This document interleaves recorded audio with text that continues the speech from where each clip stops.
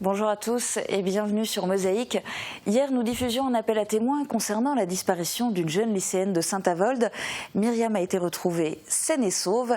Elle avait visiblement fugué. À la une aujourd'hui sur Mosaïque, l'info a rapidement fait le tour des réseaux sociaux. Un nouveau braquage a eu lieu hier matin. Cette fois-ci, c'est le bureau de poste de Rohrbach-les-Bitches qui en a été la cible. Mais les deux braqueurs forbachois avaient déjà la police à leur trousse depuis le début de leur parcours criminel, se jouant des frontières. C'est en Allemagne que la police leur a finalement mis la main au collet.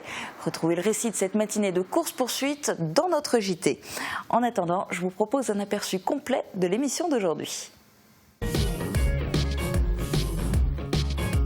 Avec l'Aglo, plus belle la vie.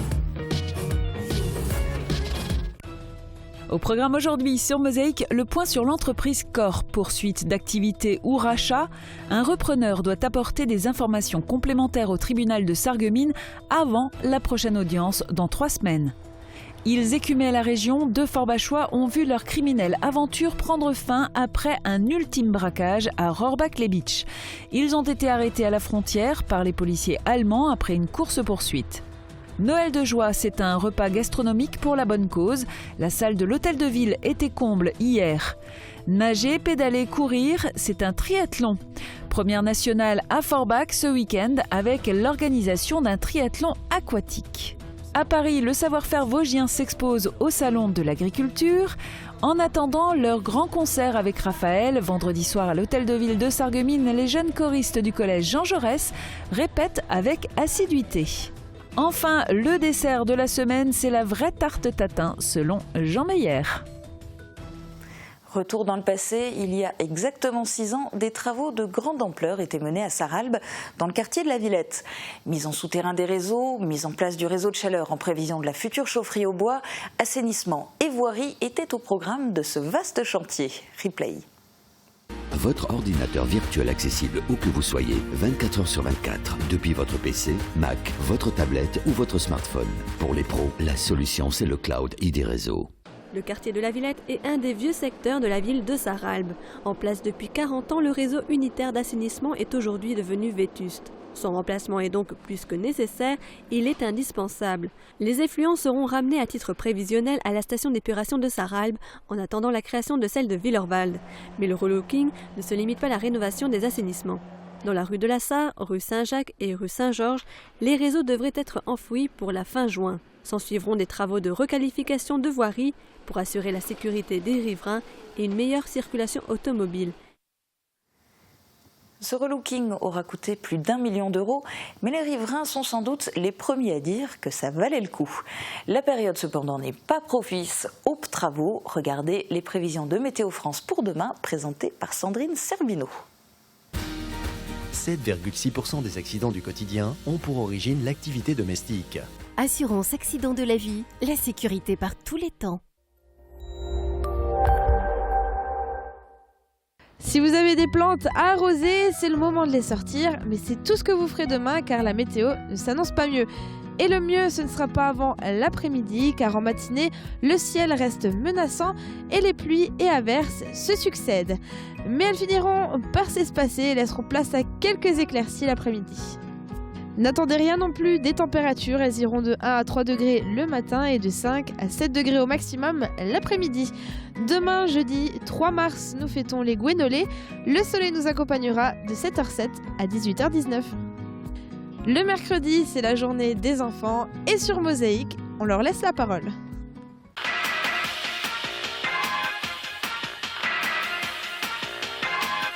À quoi il faut faire attention quand on est dans un croisement ? À les voitures, parfois quand on tourne, il faut regarder à droite, à gauche et une fois encore à gauche. Il y a des choses différentes selon les croisements, il y a des panneaux différents, tu peux nous raconter ça ? Parfois quand on tourne, si on ne peut pas tourner, il y a un panneau sens interdit. Par rapport aux panneaux, toi, quand tu es dans un croisement, tu les regardes toujours ou avant pas beaucoup, mais maintenant tu vas faire attention ? Maintenant je vais faire attention.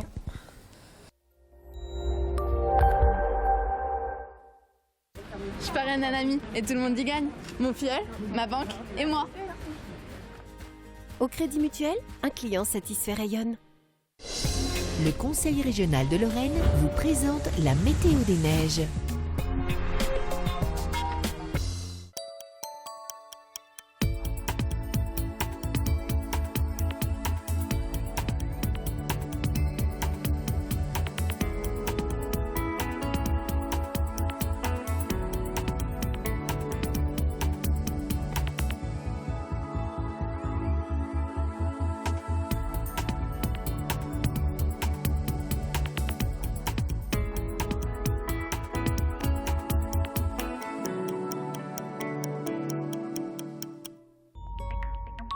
Retrouvez toutes les informations sur l'enneigement de vos stations préférées sur www.bulletin-d-neige.com.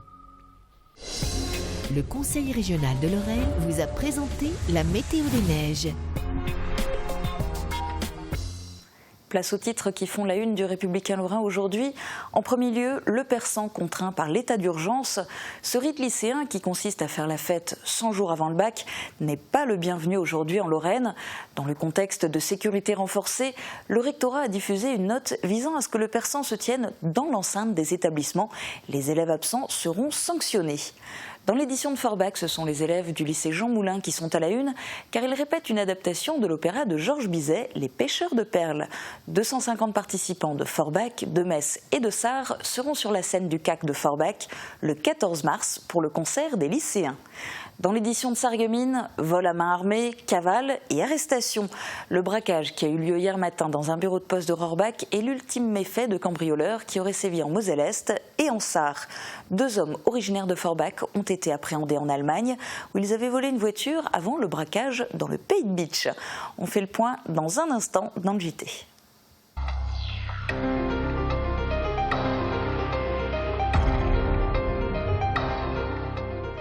Hier matin, la poste de Rohrbach-les-Bitches était la cible d'un braquage à main armée. Le braquage de trop, après une série entamée mercredi dernier des 2 côtés de la frontière. Cette fois, les 2 malfaiteurs ont été arrêtés. Ce sont les policiers allemands qui ont fini par mettre fin à leurs agissements. C'était hier matin à Feschingen, près de Saarbrück. Alors au départ, c'est le vol d'une voiture sur un parking de supermarché lundi soir à Annweiler qui a mis les services de police allemands en alerte. Cette même voiture a été utilisée pour le vol d'une seconde voiture à Saarbrück, qui a servi ensuite de véhicule aux malfaiteurs après avoir incendié la première à Großrosseln. Les 2 Forbachois de 27 et 30 ans se sont ensuite rendus à Rohrbach pour commettre leurs méfaits, puis tenter de repartir via l'Allemagne. C'est à la frontière que la police allemande a pris le duo en chasse dans une course-poursuite sur l'autoroute. Après une sortie de route, les 2 malfaiteurs ont tenté de poursuivre leur cavale à pied en se réfugiant un temps dans une boulangerie avant d'être arrêtés dans un pré situé à côté du commerce. Sophie Gérin et Thomas Drouin ont pu interviewer le porte-parole de la police sarroise. Nous reprochons à ces 2 hommes, ce sont 2 frères de 27 et 30 ans originaires de Forbach, d'avoir commis ces derniers temps, depuis mercredi dernier, au moins 12 délits. Für mindestens 12 Taten in Frage zu kommen, wenn da noch nicht mehr dazukommen. Das wissen wir noch nicht genau. L'enquête a seulement commencé. Nous ne pouvons donc pas confirmer leur participation à d'autres délits commis dans la région transfrontalière. La suite de l'enquête dévoilera si les suspects sont responsables d'autres actes. Das müssen die weiteren Untersuchungen ergeben. Bei diesen Fällen ist es so, dass sich die Polizei natürlich gegenseitig informieren und dass man dort versucht auch... Dans des cas pareils, il est naturel que les polices s'informent mutuellement, qu'elles essayent de trouver un point de départ commun dans les recherches. Après cette série de braquages, nous avons bien sûr contacté nos collègues français, puisqu'un grand nombre de délits a été commis en France. Ensemble, nous avons essayé de repérer les coupables, et pendant la fuite de ce matin, nous étions également en contact direct avec nos collègues français. Flucht haben wir auch in direktem Kontakt mit den französischen Kollegen gestanden. Je vous l'annonçais hier, la procédure de redressement judiciaire se poursuit pour Corps.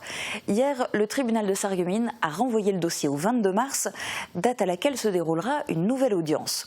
Ce jour-là, 2 propositions pourraient être examinées, le projet de continuation du dirigeant actuel et une offre de reprise. Reportage de Juliette Eberhardt, Anne Jung, Maël Blésius et Guillaume Dumonteil. À force d'aller au tribunal, les représentants de la société Corps pourront bientôt s'y rendre les yeux fermés. Ils devront d'ailleurs y retourner le 22 mars, car il manquait certaines informations pour permettre un examen plus approfondi de la situation. Nous avons beaucoup échangé avec le tribunal sur les différentes pistes qui s'offrent à la société Corps dans ce dossier, notamment notre projet de continuation qui nécessite un certain nombre d'éléments de travail complémentaires ainsi qu'une éventuelle offre de reprise d'un repreneur. La société Corps porte un plan de redressement judiciaire comprenant l'appurement du passif sur 10 ans avec le maintien de l'intégralité des 28 employés que compte aujourd'hui la société. De son côté, l'offre de reprise consiste à reprendre le fonds de commerce de Corps ainsi que l'intégralité des emplois. La date de dépôt des dossiers est fixée au 15 mars, celle de la prochaine audience au 22 mars. Certains salariés de Stiltech ont déjà noté cette date dans leur agenda. Une vingtaine d'entre eux, tous employés à Sarreguemines, étaient rassemblés hier pour exprimer leur mécontentement. Ils se demandent notamment où est passée une somme d'argent. Les 7 millions, c'est ce que le Corps nous doit en prestation qu'on a fait pour Corps. Et maintenant, nous, ça va tomber dans le bouillon. Je veux dire que si le TEC est ferme, les 7 millions, on ne les aura jamais. Et vis-à-vis de ça, on estime qu'on a subi un préjudice. Si le TEC a subi un préjudice, et on aurait bien voulu avoir une petite compensation à ce niveau-là.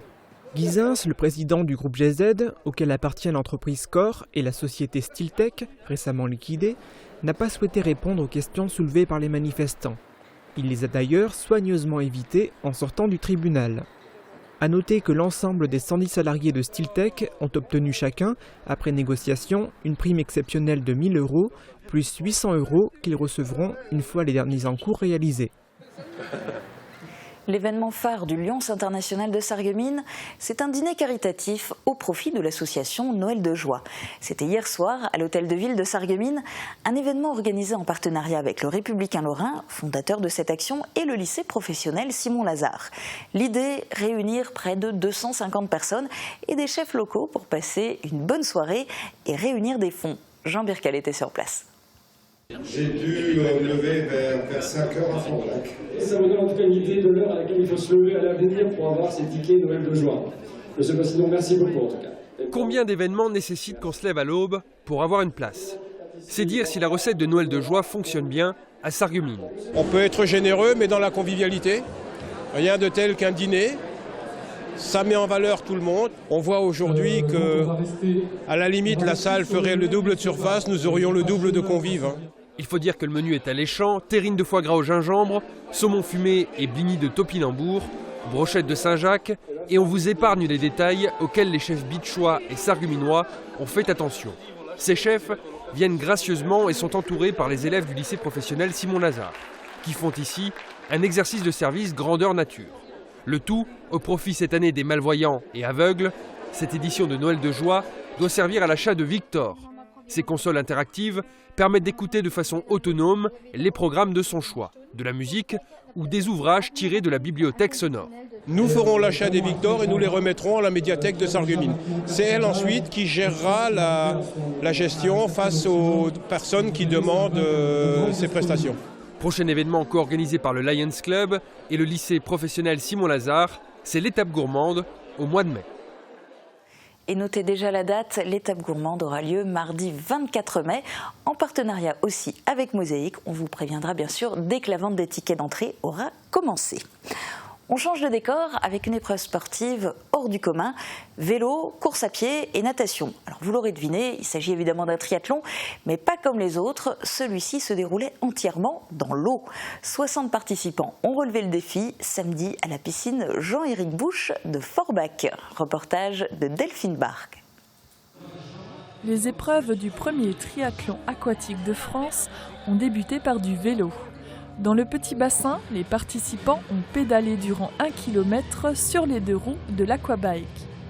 Ils ont ensuite enfilé des bouées avant de se jeter dans le bassin olympique pour effectuer un 100 mètres de course à pied en se tenant à la verticale. Le triathlon s'est achevé par un 300 mètres natation. Pédaler, courir et nager, l'enchaînement d'efforts intenses a épuisé les participants dès le premier tour, sans pour autant les démotiver. C'est vraiment dur et le biking dans l'eau, ça fait beaucoup de cardio. Alors j'ai tout donné pensant que j'allais réussir après le reste vu que j'utilise plus mes jambes. Mais j'ai eu du mal à retrouver ma respiration, alors je vais rester constamment concentré pour pouvoir continuer ainsi, quoi. Voilà. Et c'est très bien, je le recommande à tout le monde. On commence par le vélo et après on fait 100 mètres dans l'eau. Pas évident non plus et du coup j'ai perdu assez de force. Mais dans la natation, je me suis surpassé. C'est la première fois que je fais 300 mètres. Et à la fin, c'est génial. Il faut toujours faire des challenges. Ouais. Une formule novatrice très agréable, très sportive, très physique. Je suis surpris de la difficulté. La première manche fut difficile. J'espère essayer de faire la même chose dans la deuxième pour essayer d'aller jusqu'à la troisième. Pas de chronomètre pour cette première nationale, mais des mascottes en plastique. Les organisateurs ont privilégié la convivialité à la compétition.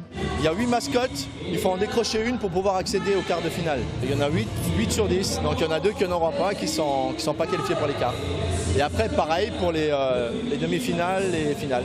C'est le démarrage de la saison pour les triathlètes qui vont commencer avec les duathlons. Maintenant, aujourd'hui d'ailleurs, il y a le championnat de France d'aquathlon à Vittel. C'est là que ça démarre, donc c'est plus pour retourner vers la compétition, mais sans la contrainte du chrono. On voulait que ça soit la fête du sport avant tout. C'est génial.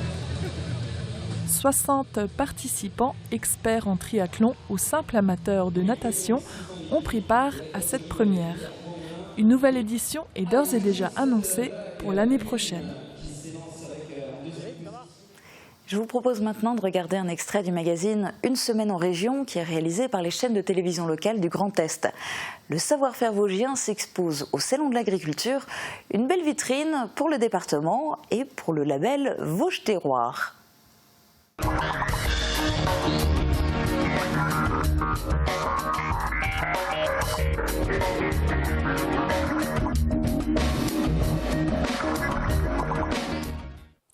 Et direction les Vosges à présent pour vous rappeler que le Salon de l'Agriculture ouvrira ses portes à Paris du 27 février au 6 mars. Cette année, 41 produits vosgiens seront présentés au concours général agricole. 41 produits dont le Munster du GAEC de Lejol à Gerbamont. Une belle vitrine avec des enjeux importants pour les agriculteurs comme nous le démontre Vosges Télévisions. Ils sont présentés par la Chambre d'agriculture comme le reflet de la gastronomie, du patrimoine et du savoir-faire vosgien. Certains présenteront leurs animaux, d'autres leurs produits. En tout cas, notre département sera une nouvelle fois bien représenté au prochain salon de l'agriculture. La plus grande ferme de France ouvre ses portes samedi, porte de Versailles à Paris. Je suis venue prélever du Munster nature et du Munster au cumin pour le concours général agricole qui va se dérouler, donc le concours du fromage, c'est le lundi 29 février. En effet, parmi les produits présentés, parmi même les produits qui seront jugés au concours général agricole, le Munster du GAEC du Lejol à Gerbamont. Déjà médaillé en 2013, il pourrait l'être à nouveau cette année comme d'autres spécialités vosgiennes, jus de pommes, liqueurs, bonbons, charcuterie. Les producteurs veulent bien sûr décrocher une récompense. La Chambre d'agriculture le souhaite tout autant pour l'image du savoir-faire vosgien. Une médaille ou d'argent, peu importe, bien sûr c'est un plus pour nous, surtout pour la Chambre d'agriculture et puis le produit local. Est-ce que les produits locaux, les produits vosgiens sont réputés? Oui, le Munster entre autres, la charcuterie, le fuseau, l'andouille, les bonbons CDHV qui sont réputés, ça fait 15 ans qu'ils font le salon. Oui, je crois qu'on n'a pas à se plaindre, on a une région, un territoire très riche. Un territoire riche et un certain savoir-faire, mais est-ce qu'une médaille booste vraiment les ventes? Est-ce qu'une exploitation comme le GAEC du Lejol, qui transforme en moyenne par an 900 000 litres de lait en Munster pour le vendre ensuite un peu partout en France et maintenant un peu à l'étranger, a-t-elle réellement besoin d'une médaille? C'est vrai que d'être connu au salon, ça apporte quand même toujours un petit plus. Quand le fromage est médaillé, c'est vrai que vis-à-vis des clients, puis même pour nous c'est vrai que c'est quand même agréable de savoir que notre fromage, il ressort en tête de l'eau. Et puis ça le valorise quand même. Et pour nos clients, c'est sûr que c'est quand même, je pense que c'est un plus. Est-ce que derrière les ventes s'en ressentent? En général, oui quand même. Oui. L'année qu'on a eu la médaille d'or, c'est vrai qu'on a retrouvé de nouveaux clients, de nouveaux marchés. Je pense que c'est un plus quand même. Pour la médaille, il faudra patienter quelques jours. Cette année encore, 41 produits seront présentés au concours. Un peu de promo également pour le label Vosges Terroir. Et chaque semaine, vous pouvez voir l'intégralité de ce magazine sur notre site internet www.mosaïque.tv. Dans un instant, petite histoire de la place du marché à Sarreguemines, puis rencontre avec des jeunes choristes qui vont partager la scène avec Raphaël. Enfin, le dessert de la semaine. Hygiène, aide au repas, travaux ménagers et de confort. AVS Service, notre métier, vous accompagner.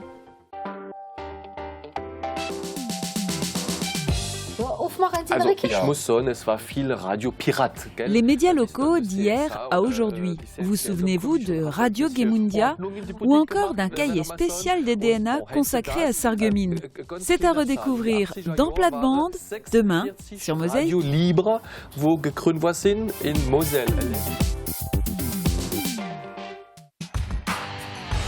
Foot à domicile ce week-end pour le SFC. Les Sarregueminois reçoivent l'ES Taon. Il est temps de retrouver ses marques et d'engranger des points. Plus de sport, c'est samedi à 18 h en direct du Stade de la Blise sur Mosaïque. Elle est depuis toujours le cœur battant de Sarreguemines. Moins fréquentée que la zone piétonne, un peu plus loin, la place du marché a depuis toujours été au cœur de la vie de la cité. C'est la petite histoire du jour, signée Catherine Henrich.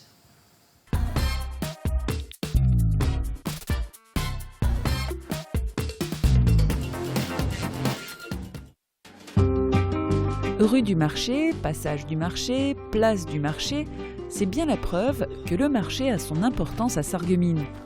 Les habitués connaissent bien les lieux, certains commerçants viennent depuis des décennies 2 fois par semaine pour y vendre leurs produits.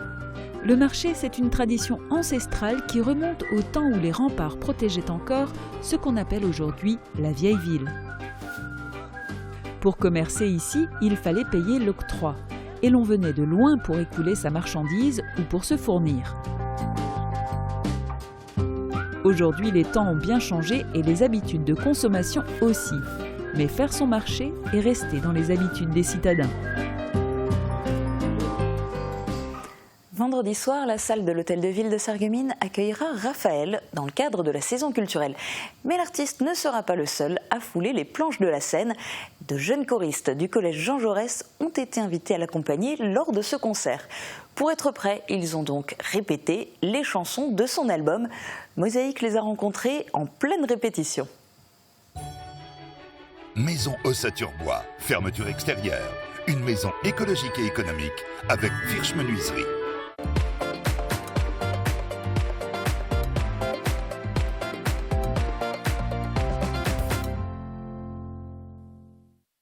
Au début c'était mystère, artiste mystère, voilà. Donc j'ai accepté bien sûr, je dis peu importe qui c'est. Et puis on a appris en septembre à l'ouverture de la saison culturelle que ce serait Raphaël. Je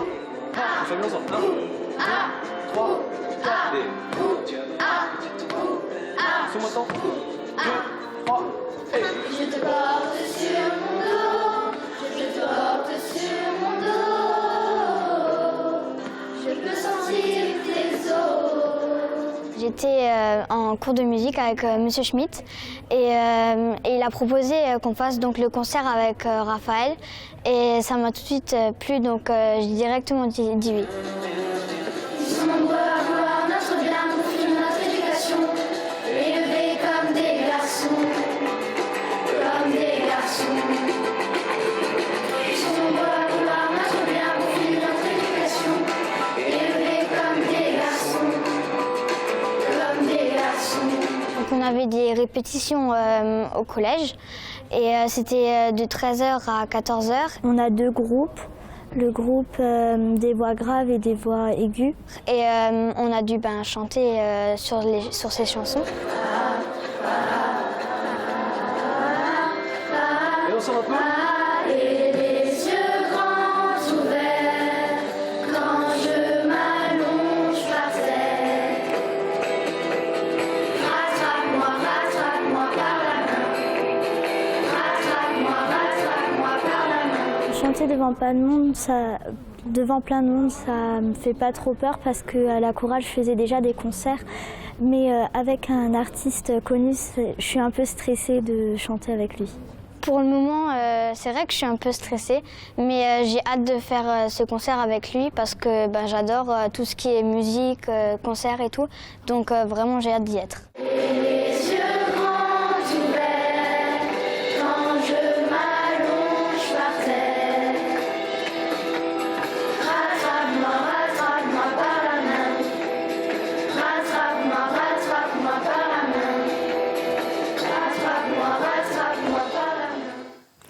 Place au dessert de la semaine. Et aujourd'hui, c'est un classique de la cuisine française, la tarte tatin. Alors pour cela, il vous faudra des pommes, du sucre et de la pâte feuilletée. Et puis le bon tour de main que va vous montrer Jean Meyer. Avec Aviva, ne rêvez plus. Cuisinez. Invitez votre famille, vos amis. Aviva, la cuisine qui vous va.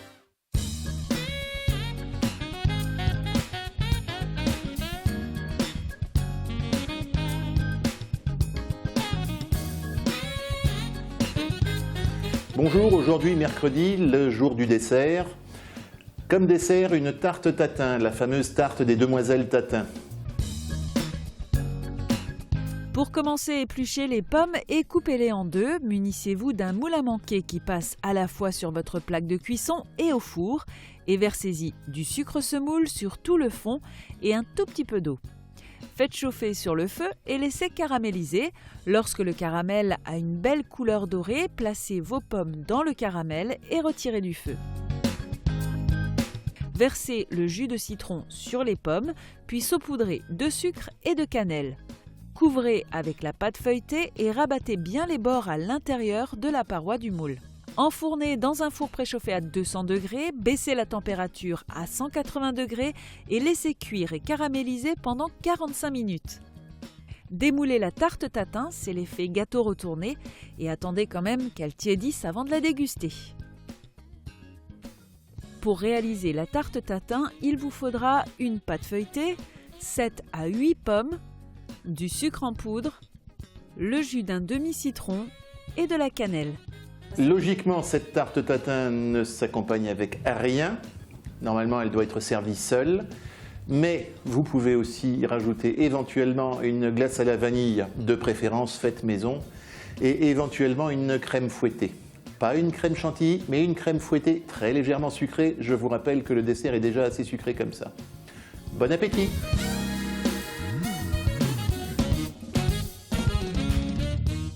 Et n'hésitez pas vous aussi à venir dévoiler vos idées de recettes devant les caméras de Mosaïque. Comme tous les mercredis, profitez de notre jeu concours sur la page Facebook de Mosaïque pour tenter de gagner une entrée pour le film de votre choix, valable notamment au cinéma Forum. Bonne chance pour le tirage au sort et très bonne journée à tous, à bientôt.